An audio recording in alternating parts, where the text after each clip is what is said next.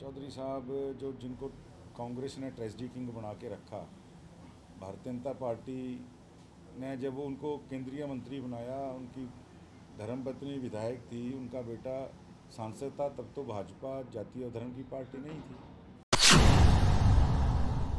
देखिए, मैं तो जैसा शुरू से कहता हूँ कि कांग्रेस एक विचार की या पार्टी नहीं है, इनका संगठन ही नहीं है। ये तो व्यक्तियों का एक समूह है जो राजनीति की दुकानें खोल के बैठे हैं।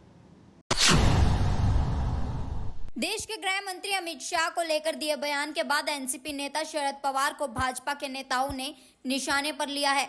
जी हां, शरद पवार के दिए बयान पर हरियाणा के परिवहन मंत्री असीम गोयल ने शरद पवार पर पलटवार करते हुए कहा कि ये शब्दावली साबित करती है कि ये उनके सत्ता में न आने की फ्रस्ट्रेशन है।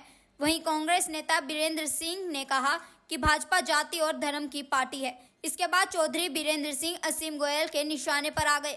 मंत्री असीम गोयल ने मजाकिया अंदाज में चुटकी लेते हुए कहा कि जिसको कांग्रेस ने ट्रेजडी किंग बनाकर रखा, उनको भाजपा ने केंद्रीय मंत्री बनाया और उसकी पत्नी को विधायक बनाया और उनके बेटे को सांसद बनाया। तब उनको भाजपा जाति और धर्म की पार्टी नहीं नजर आती थी। जब भाजपा ने कहा कि परिवारवाद के नाते इतने लोगों को एक साथ पार्टी में आगे नहीं बढ़ा सकते, तब उनको भाजपा जाति और धर्म की पार्टी दिखाई देने लग गई। मंत्री असीम गोयल ने कहा कि चौधरी बीरेंद्र सिंह एक मौकाप्रस्त नेता है। चलिए आपको सुनाते हैं और क्या कुछ बोले असीम गोयल। सर, एनसीपी नेता ने शरद पवार ने कहा है कि कोर्ट ने जिसे तड़ीपार किया वो आज देश का गृह मंत्री है। पवार साहब उम्र के नाते भी और अनुभव के नाते भी इस देश के वरिष्ठतम नेताओं में से एक हैं। और मेरा मानना है कि ऐसी जो भाषा का इस्तेमाल है वो केवल वही आदमी कर सकता है जो राजनीति के अंदर इतना लीन हो गया कि उसको एक इंसानी या सामाजिक रिश्ते नहीं दिखते। और ये कोई अच्छा मैसेज नहीं है। जो मेरा ये मानना है कि राजनीति के अंदर भी पीढ़ियाँ आती हैं, नई पीढ़ियाँ, नए लोग आते हैं, और जो एक माइलस्टोन वो ऐसे बड़े लोग सेट करके जाते हैं तो उसी के फुटप्रिंट्स को नेता फॉलो भी करते हैं। तो ये जो शब्दावली है ये कहीं भी मान्य नहीं है। और सरकार में ना आने की फ्रस्ट्रेशन इन शब्दों में जो है उनके झलकती है।